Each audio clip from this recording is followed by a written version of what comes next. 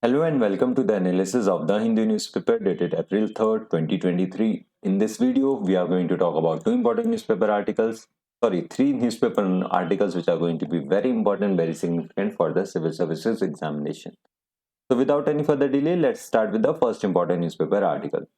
Now, the first newspaper article talks about the same-sex union or the same-sex marriage and whether it is applicable to the Indian society. Basically, it's just a criticism of it, why the center is against the idea of the same-sex marriage, and that is why we are going to discuss this particular newspaper article because it is important for the GS paper 1, that is salient features of the Indian society, right? Let's first understand the context of it and then we are going to present the arguments against the same-sex union. We are not saying that it is bad or something like that, but there are some of the arguments which have been presented against the same-sex marriage, and that is why we are going to analyze all of them, right? So now the religious leaders across different faiths have joined hands to oppose the plea for the recognition of same-sex marriages in the Supreme Court. Now some have filed an application in the Supreme Court opposing petitions in favor of the same-sex marriages, while others have returned to the president seeking for intervention, right? And the government has taken a stand that it is away from it for a while, and at the same time it has opposed this particular move, right? So what are the arguments in this case? So the first thing is the Supreme Court's order. Now, when you read the provisions of the section 377 of the Indian Penal Code, then the Supreme Court only decriminalized a particular human behavior, but it did not intend to any kind of further legitimize this particular human conduct in question. It did not legitimize the human conduct in question. Now, the second thing is the social morality. There exists a legitimate state interest in limiting the recognition of marriage to persons of the opposite sex because the considerations of the social morality are relevant in considering the validity of a law. Now, the society needs to agree with this particular kind of behavior in order to be it enforceable by the legislature, and the public acceptance based upon the Indian ethos is also very important. Now, this is the second argument. The third argument is that it is not in consonance with the existing laws. Now, we would talk about the Article 21, which provides basically the right to individual liberty, but it is subjected to the procedure established by law and it cannot be expanded to include the fundamental right for the same-sex marriage to be recognized under the law, which in fact may mandate the contrary. Now, Article 21 of the Constitution guarantees the right to life. This right cannot be taken away except through a law which is substantially and procedurally fair, just, and reasonable, right? And any interference with the existing marriage laws would cause complete havoc with delicate balance of personal laws in the country. We do have a lot of personal laws like Hindu Marriage Act of 1955, Christian Marriage Act. All of these acts are there in place. Now it would cause a havoc in these personal laws. Now some of the people say that it can come under the Special Marriage Act. Now the idea of men and women is not clearly defined in the Special Marriage Act, but it does not mean that it somehow deals with the same sex marriage, right? It does not deal with the same sex marriage. It just talks about two people having the interreligious marriages, right? Now, the fourth thing over here is the sanctity of the marriage. Now, in India, the marriage is between the biological man and the biological woman, and which leads to the procreation and creation of a family, right? Now, living together as partners or in a relationship with the same-sex individual is not comparable with the Indian family unit concept of a family of a husband, wife, and children, arguing that the institution of marriage has a sanctity. Now, the fifth argument is the legality of the same-sex marriages in India, which is a big question. Now, right to marry is not expressly recognized either as a fundamental or constitutional right. This is the big problem. Now, though marriage is regulated through various statutory enactments, its recognition as a fundamental right has only developed through judicial decisions of the Indian Supreme Court. And at this point of time, right to marriage is not a fundamental right. If you are not getting married, you can't say that okay, you my this particular right is getting violated, and that is why I need to get married, find me a bride. Now this cannot happen, right? And in India, the marriage is regulated, or fundamental right has only developed through various court decisions. It has not been expressly mentioned in the Indian constitution, and such declaration of law is binding on the all court through India under the article 141 of the constitution. But it is binding, but it is not, it is binding under the article 141 of the constitution, but it is not a fundamental right at this particular point of time, right? So these are some of the points which have been mentioned, or which are there these are the arguments in this particular case, or against the same sex marriage, right? Now let's talk about the Supreme Court decisions in the same regard. Now we have marriage as a fundamental right, which has been mentioned in the Safin Jahan versus Ashokan KM and others, 2018. We have said that marriage is not a fundamental right, but it has been somehow come up through the judicial decisions. And the prime example of it is the Safin Jahan versus Ashokan KM. So, while referring to Article 16 of the Universal Declaration of Human Rights and Puttaswamy case, the Supreme Court held that the right to marry a person of one choice is integral to the Article 21 of the Constitution.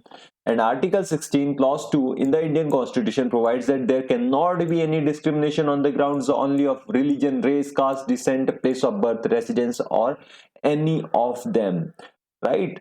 Now this particular integration is there, but it does not expressly mention the right to marry, right? Now the right to marry is intrinsic to the liberty which the Constitution guarantees as a fundamental right, and is the ability of each individual to take decisions on the matters central to the pursuit of happiness. So matters of belief and faith, including whatever to believe, are of core are at the core of constitutional liberty, right? But still, fundamental right to marry is not there. Right to marry is not a fundamental right. It is integral to the Article 21, and Article 21 is subject to the procedure established by the law, right? This is the main problem over there, which is going to be solved by the Supreme Court, which is now pursuing the same-sex marriage case, right? Now the other important decision in this particular regard is the LGBT community entitled to the all the constitutional rights, which was mentioned in the Navtej Singh Johar versus and others versus Union of India 2018. Now the Supreme Court held that the members of the LGBTQ community are entitled as all other citizens to the full range of constitutional rights, including the liberties protected by the Constitution, and are entitled to equal citizenship and the equal protection of law. So these are the two judgments which are basically very important when we talk about the same-sex marriage. First one is the Safin Jahan versus Ashokan KM and others 2018, and we have the Navtej Singh Johar and others versus Union of India 2018. So these are the two most important Supreme Court decisions regarding it. Now what can be the way forward in that? So the LGBT community needs an anti-discrimination law that empowers them to build productive lives and relationships irrespective of gender identity or sexual orientation, and place the onus to change on the society and not state and the society and not the individual. That means that individual liberty should be kept at the highest level. They are allowed to do whatever they want to do, right? Within the within the laws of the country, right? Now once members of the LGBT community are entitled to the full range of the constitutional rights, it is beyond doubt that the fundamental right to marry a person of one's choice has to be conferred on the same-sex couples intended to marry. So more than 2 dozen countries have legalized the same-sex marriage, so why not India should legalize it? Now this answer is going to be answered by the Supreme Court. We are just presenting the arguments against it. There are some of the arguments in favor of it. We have not discussed the arguments in favor in this particular newspaper article, because this particular newspaper article only dealt with the arguments against it, and that is why we have addressed them. But this same-sex marriage can be legalized, and Supreme Court and the wisdom of the Supreme Court is to decide whether this same-sex marriage is applicable to India or not. So this is it regarding this particular newspaper article. Let's now head to the next important newspaper article. Now, this particular newspaper article talks about the Bharat 6G vision, right? It is a vision document which has been presented on how India is going to tackle, or India is going to be in the forefront of the 6G technology. Now, these kinds of newspaper articles are important for the GS paper 3, that is science and technology developments and their applications and effects in everyday life. Let's first understand the context of it, and then we will talk about this particular 6G document and what it envisions to do.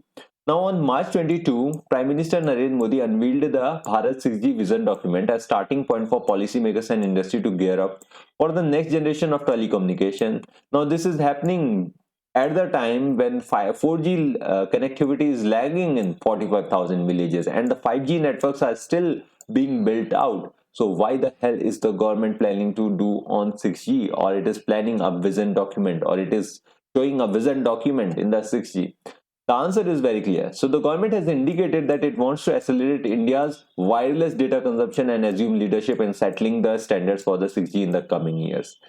In the times of the 5G, India has been very late. In many of the countries like US, South Korea, it has already been rolled out. 5G has already rolled out. But India, it is yet to roll out. It is yet to see the highest amount of impact. It is now reaching the tier 2 cities, tier 3 cities. And that is why India wants to be the forefront. Government even says in the 6G document that it wants to make sure it grabs the 6G from the oven. Now, with increasing, now why did the government plan to do it so fast? So, with increasing data usage, lower frequencies in the 4G networks may not physically be able to keep up with the demand for the traffic.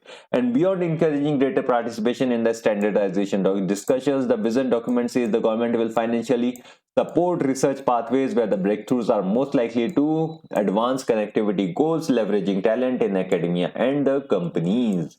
This is what government is providing in order to better the 6G technology. Now, what are the indicative goals regarding it?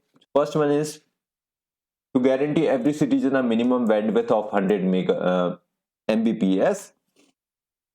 And it is also going to ensure every Gram Panchayat has half a terabit per second of connectivity. It will also ensure that it is going to blanket the country with over 50 million internet hotspots with 13 per square kilometer. These are three indicative goals which have been mentioned in the 6G vision document, Bharat 6G vision document. Now, how will 6G be better than, or will be different from the 5G? For the consumers or the layman, websites will load faster, videos will look better, and files will download faster, as has been the case with every new generation of technology. But what's important is that the lives of the consumers are not going to get drastically better, but it will get better for the all the other technologies like the robotics and all of the other technologies, AI, VR, all of these things. Now, according to the vision document, satellite constellations will join telecom towers and base stations, integrating networks and extending them to the rural areas. So the rural areas connectivity will increase, and some of the innovations that the government envisions as 6G powered connectivity boosters are solutions that already exist in the other forms. And for instance, satellite internet in remote areas is a solution that government can instantly approve by granting firms like Elon Musk, SpaceX, and Bharti Airtel backed OneWeb the administrative clearance to begin offering their services. But the administrative clearances are lagging behind in this particular area. Now, this is a big problem. Now, what exactly are the other nations doing towards the 6G? Basically, as early as July 2021, South Korea planned 220 billion Korean won, which basically means almost around 1400 crores in investments into super performance, hyperspace, and super precision standards, according to the country's Ministry of Science and Information Technologies. And countries have already started working together with Japan and Germany, planning a workshop in April to work on everything from fundamental technologies to demonstrations. And the Indians 6G vision paper cites Europe's equivalent of the document. Now, Europe has its own plans for the 6G, and which basically say that the overarching vision is to ensure leadership in strategic areas and establish secure and trusted access to key technologies, and making Europe as a sovereign, independent and reliable source for the 6G public and private network solutions and services. And this is also basically the India's vision to make India a sovereign, independent and reliable source for 6G public and private network solutions and services. So these are some of the countries which are looking towards the 6G. South Korea, Europe, all of them are looking towards the 6G. China is also looking towards the 6G. And India needs to make sure that it grabs the 6G from the oven and grabs all of the benefits of this particular technology which is going to come in the near future. So this is it regarding this particular newspaper article. Let's now head to the next important newspaper article.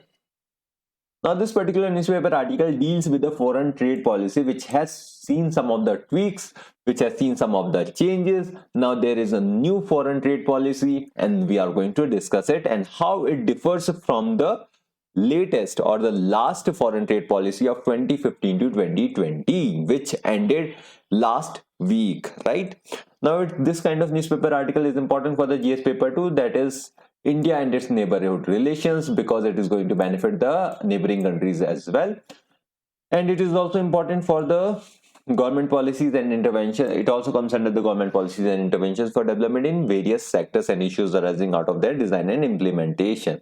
Let's first understand the context of it, and then we are going to discuss how this particular foreign trade policy is going to be different from the 2015 to 2020 trade policy, right? So making a significant shift in the country's stance on allowing transit of goods in and out of neighboring countries, the new foreign trade policy has introduced an additional consideration in providing such trade transit facilities for adjacent countries. India's strategic and economic interests, right? So India's strategic and economic interests are going to get better because India is allowing the transit of trade to the other countries, landlocked countries like Bhutan and Nepal, in order to facilitate the trade. Now changed language in the provisions pertaining to the transit facilities, as well as subtle shift in the stance on the trade with neighboring countries in the new policy released by our Commerce and Industry Minister, could unnerve some landlocked countries around India such as Nepal and Bhutan that rely on the goods transit through India. Their goods transit through India, via the ports of India, and this particular policy is going to benefit them in the longer run. Now what are the changes? There are two changes. First change is that a subtle shift in the wordings of this particular policy. Now the foreign trade policy of 2015 to 2020 that was applicable till last Friday stated that transit of goods through India from or to countries adjacent to India shall be regulated in accordance with the bilateral treaties. But now this has been revised, and now according to the bilateral treaties, but now it has been revised in the section 2.23 of the new foreign trade policy document to state that such transit of goods shall be enabled and regulated in accordance with the strategic and economic interests of India. India will see fit according to its own economic interest of itself as well as all of the other countries, and then we will collaborate in the transit. It will allow transit. Earlier there were the bilateral treaties which were going to regulate it. Now the strategic and economic interests are going to regulate it, right? So now the next change is that while the previous policy empowered the DGFT, that is Director General of Foreign Trade, to frame schemes or issue necessary instructions to promote trade and strengthen economic ties with the neighboring countries, the new policy rephrases the first objective as promote and regulate. In the first one, it was the promote and strengthen. In this, it is promote and regulate the trade. It is going to frame policies or schemes regarding it, right? So these are the two major changes which are going to basically increase the transit via the India to this particular, or it is going to facilitate, India is going to facilitate the transit via India to Nepal and Bhutan, right? So this is it regarding this particular newspaper article, and this is it for the day. Thank you from my side. Do like and share the video and subscribe to this channel. Have a good day. Bye.